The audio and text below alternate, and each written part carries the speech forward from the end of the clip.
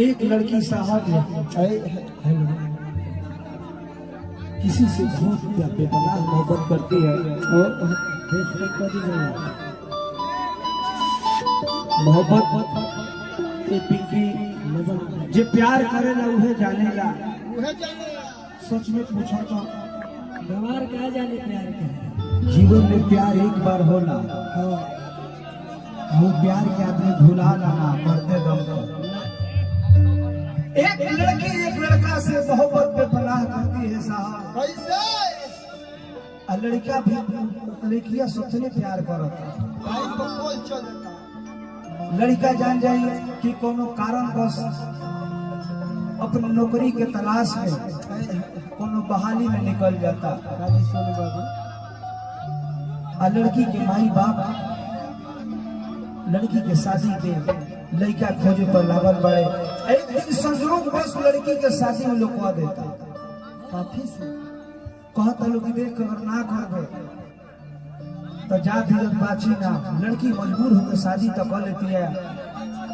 लड़की अपना ससुराल में जाती है। सुहाग रात के दिन बा सेज पर बैठल बनी ठीक से बैठा।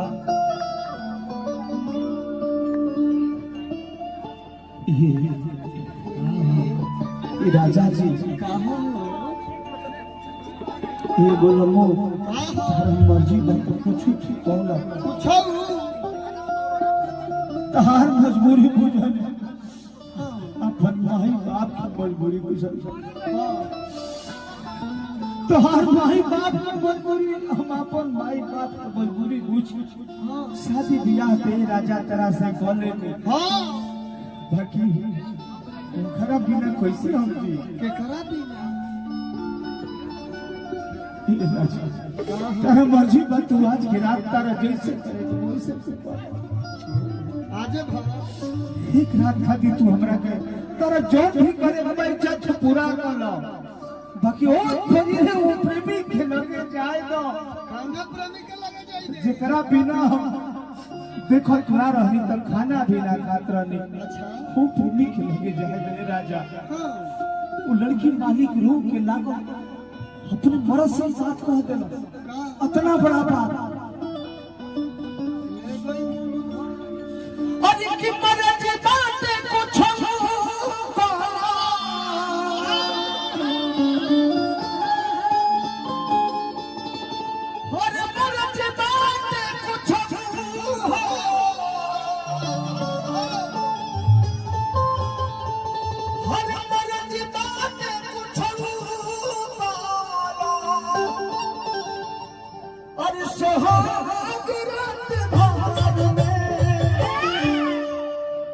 कि हम जिया बनाए राजा कि केहू दीवाना नहीं हो।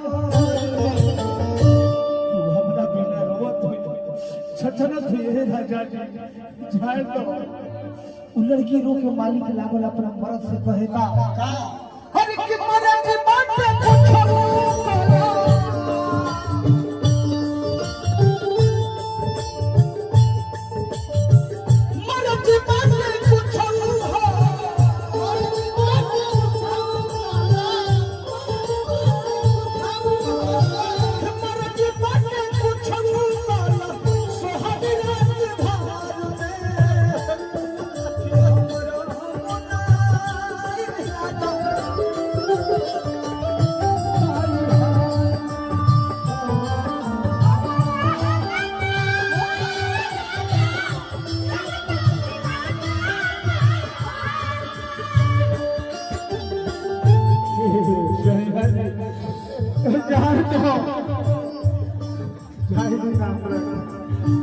मर्जी में कुछ खोली मगर चाहिए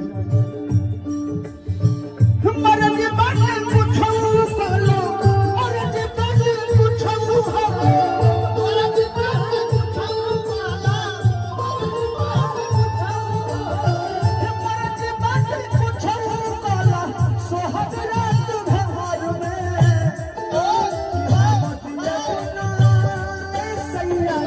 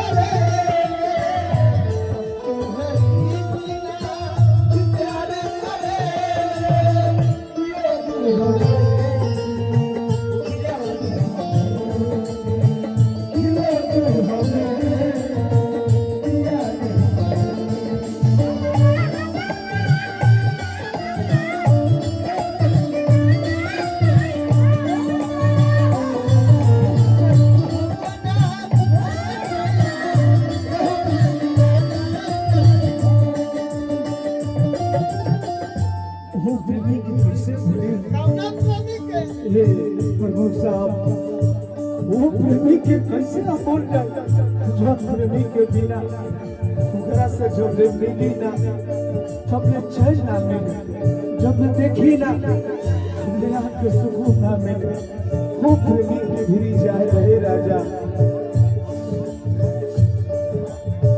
कि तोहरा से पहले बनी केहू कहवा जान हो केहू कहवा जान हो कि वो लोग के बदले बनी दिल से भगवान हो दिल से भगवान हो जाए दो कि तोहरा से पहले बनी केहू कहवा जान हो कि वो लोग के बदले बनी दिल से भगवान हो बात तू हमरा से कहत है अरे हमार तो जिंदगी खराब कर दिले अब हमरा से शादी कौन करी हाँ? अब हमरा से शादी के करी कि मत मानी राजा जी कि तुम देही सदा जी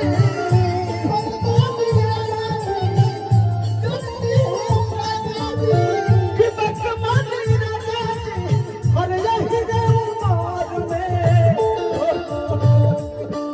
कि हम जब ये सैया